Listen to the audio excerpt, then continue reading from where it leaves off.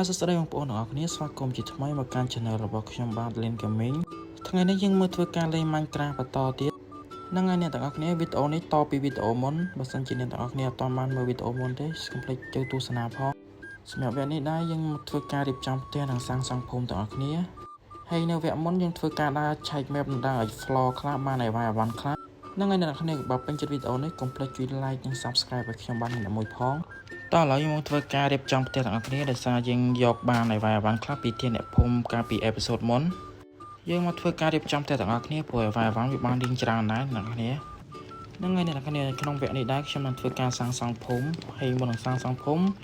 ខ្ញុំធ្វើការរៀបចំផ្ទះបន្តិចបន្តួចដើម្បីមើលទៅឲ្យវារៀងស្អាតជាងមុនអញ្ចឹងណាអ្នកទាំងអស់គ្នាហើយសម្រាប់ចក្រាននេះដែរគឺខ្ញុំយកបានពីផ្ទះអ្នកភូមិនេះយើងយកមកដាក់ឡើងយ៉ាងទៅព្រោះចក្រានហ្នឹងវាដុតសាច់លឿនជាងមុនវាធ្វើឲ្យយើងដុតសាច់កាន់តែលឿនចាប់បានញ៉ាំអញ្ចឹងណាអ្នកគ្នាហ្នឹងហើយអ្នកគ្នាបន្ទាប់ពីដាក់សាច់ដុតហើយយើងធ្វើការមកបង្កាត់ឈូកទាំងអស់គ្នាដើម្បីទុកធ្វើជាស្បៀងនៅពេលអនាគតអញ្ចឹងណាអ្នកគ្នាមុននឹងយើងសាងសង់ផ្ទះយើងធ្វើការដាក់ចំណីដាក់អីវាបង្កាត់វាឲ្យបានកាន់តែច្រើនទៅដើម្បីយើងងាយស្រួលក្នុងការយកវាធ្វើជាចំណីអាហាររបស់យើងអញ្ចឹងណាអ្នកគ្នាហ្នឹងហើយអ្នកគ្នាបន្ទាប់ពីដាក់ចំណីឲ្យជ្រូកហើយខ្ញុំក៏បានមកលើផ្ទះដើម្បីរៀបចំឲ្យវាយអវ៉ាន់ទិញទួអញ្ចឹងអ្នកគ្នាតោះឥឡូវយើងធ្វើការដាក់ជូងដល់អ្នកគ្នាជូងនេះយើងលួចពីផ្ទះអ្នកភូមិមកលើកមុនណាអ្នកគ្នាយើងដាក់នៅមុខផ្ទះបែបហ្នឹងហើយដើម្បីងាយស្រួលយើងការគូសលេងអញ្ចឹងអ្នកគ្នាពេលដែលយើងទៅយើងចេញមកគូសលេងអញ្ចឹងទៅហើយបន្ទាប់ពីដាក់ជូងហើយខ្ញុំក៏បានធ្វើការមកដាំដលងថាដលងយើងលួចពីអ្នកភូមិមកដែរអ្នកគ្នានិយាយទៅយើងដូចជាចោលអញ្ចឹងអ្នកគ្នាយើងធ្វើការដាក់ដាំឲ្យច្រើនទៅព្រោះថាដលងនេះវាចូលជាស្បៀងរបស់យើងដែរស្បៀងយើងមួយផ្នែកដែរអ្នកគ្នានៅពេលណាដែលយើងអត់សាច់ញ៉ាំយើងអាចយកដលងទៅដុតដើម្បីញ៉ាំជាមួយសាច់ធ្វើជាស្បៀងជាមួយសាច់ក៏បានដែរអ្នកគ្នាយើងធ្វើការដាក់ដាំវាឲ្យអស់ទៅដើម្បីវាងាយស្រួលក្នុងការនៅពេលដែលយើងបង្កើតភូមិទៅយើងមានរបស់របរស្រាប់អញ្ចឹងអ្នកគ្នាដើម្បីអ្នកភូមិគាត់ធ្វើការអញ្ចឹងអ្នកគ្នាហើយបន្ទាប់ពីដាក់ដាំដលងហើយយើងធ្វើការយកឆ្កែនេះឡើងទៅលើផ្ទះឡើងហើយកុំឲ្យទុកវាហាភ្លៀងអញ្ចឹងខ្លាចវាឈឺអញ្ចឹងអ្នកគ្នាហ្នឹងហើយអ្នកនរគ្នាយើងធ្វើការរៀបចំកន្លែងផលិតផូសិនទាំងអស់គ្នាដើម្បីនៅពេលដែលយើងបង្កើតភូមិហើយយើងធ្វើការចាប់ zombie villager មកព្យាបាលអញ្ចឹងអ្នកគ្នាដើម្បីយើងយកបង្កើតភូមិអញ្ចឹងអ្នកគ្នាបើថាយើងអត់អាចទៅចាប់ village ពីភូមិផ្សេងមកទេព្រោះថាវាឆ្ងាយមែនតើហើយវិធីល្អគឺមានតែផលិត potion ដើម្បីព្យាបាល zombie ទេអ្នកគ្នាដើម្បីយើងបានចាប់បានអ្នកភូមិអញ្ចឹងអ្នកគ្នាបន្ទាប់ពីយើងរៀបចំកន្លែងផលិត potion ហើយយើងមកធ្វើការដាំផ្កានៅមុខផ្ទះដើម្បី decor ឲ្យវាស្អាតទាំងអស់គ្នាអ្នកគ្នាហ្នឹងហើយអ្នកគ្នាឥឡូវយើងធ្វើការកាប់ឈើទាំងគ្នានិងពង្រីកដីបន្ថែមដើម្បីយើងសាងសង់ភូមិតោះឥឡូវទស្សនាវីដេអូទាំងអស់គ្នា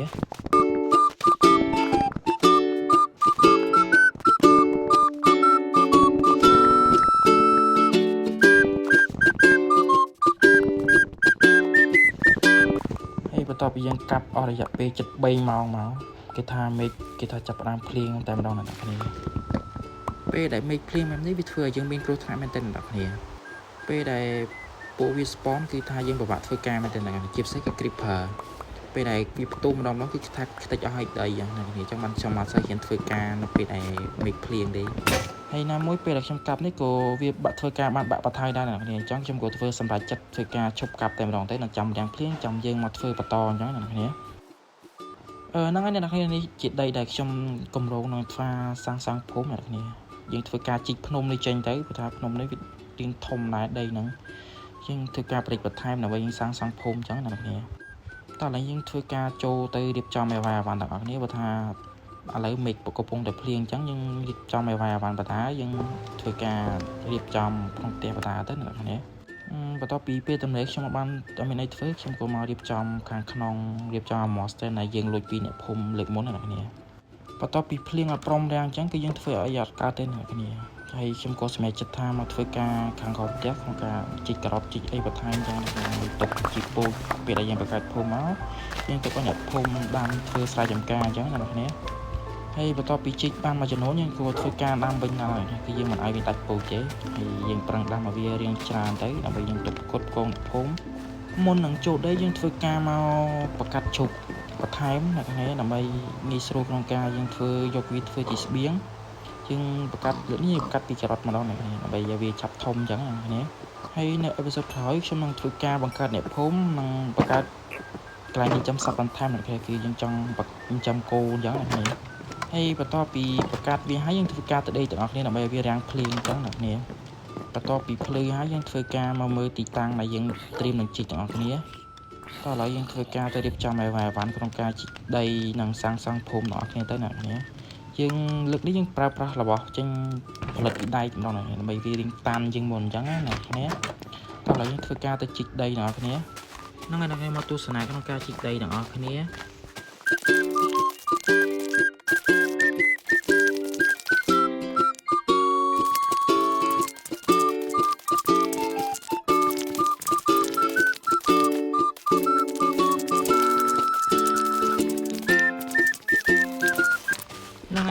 បន្ទាប់ពីយើងជីកដីអស់ជាងរយៈពេលជាង80ម៉ោងមកយើងក៏បានដីរៀងធំក្រំបានដែរអ្នកនរតោះឥឡូវយើងធ្វើការដើរបិទដីទៅដាក់ដីដែលយើងជីករៀងប្រហោងហ្នឹងអ្នកនរហើយមេឃក៏វារៀងយប់ដែរអញ្ចឹងក៏សម្រាប់ចិត្តថាទៅគេងសិនចាំភ្លឺឡើងចាំយើងធ្វើការបន្តទៀតអ្នកនរ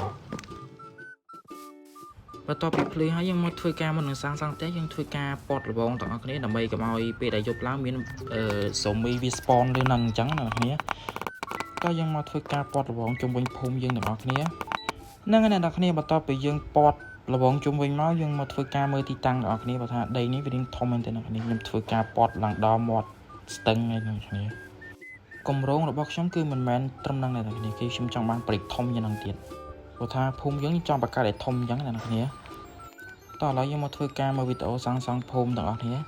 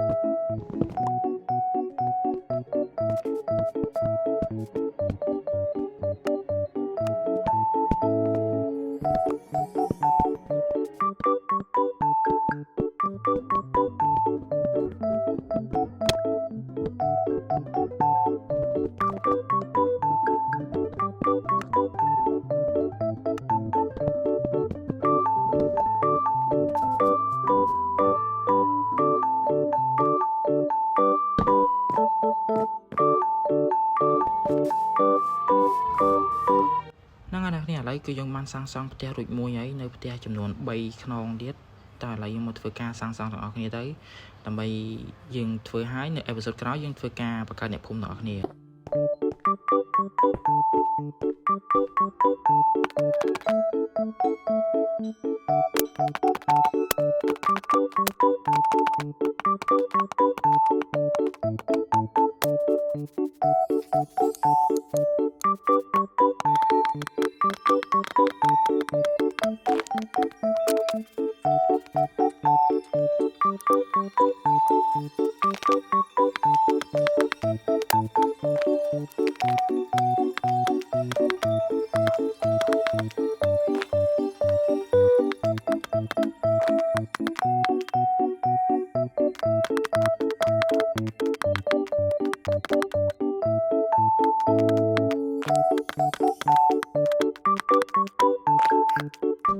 ហ្នឹងហើយអ្នកទាំងគ្នាហើយត្រង់នេះក៏វារៀងយប់ដែរខ្ញុំក៏ធ្វើការទៅដេកទាំងអស់គ្នាទៅដើម្បីព្រលឹមឡើងយើងមកចាំមកធ្វើតទៀតអញ្ចឹងអ្នកគ្នាយើងបានផ្ទះ2ហើយណាខ្ញុំមិនសល់តែ2ទៀតទេគឺយើងហើយភារកិច្ចយើងហើយ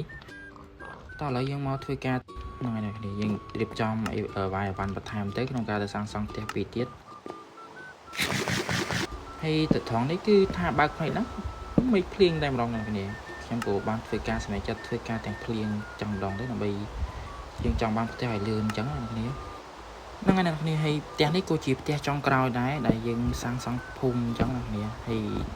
ជាផ្ទះទី4មិនមែនផ្ទះចុងក្រោយទេអ្នកគ្នាហើយគឺជារួចជាស្ថាពរហើយអ្នកគ្នាតោះឥឡូវយើងមកធ្វើការមើលទាំងនេះថាវាផ្ទះនេះវាស្ទៀងទេគ្នាទេអ្នកគ្នាគឺខ្ញុំអត់មានធ្វើម៉ូដអីទេគ្រាន់ថា យើងធ្វើឲ្យបានចេះតែបានតែចាំអេពីសូតក្រោយយើងធ្វើភូមិបឋមហើយយើងចាំយើងធ្វើផ្ទះប្លែកៗអញ្ចឹងណាគ្នា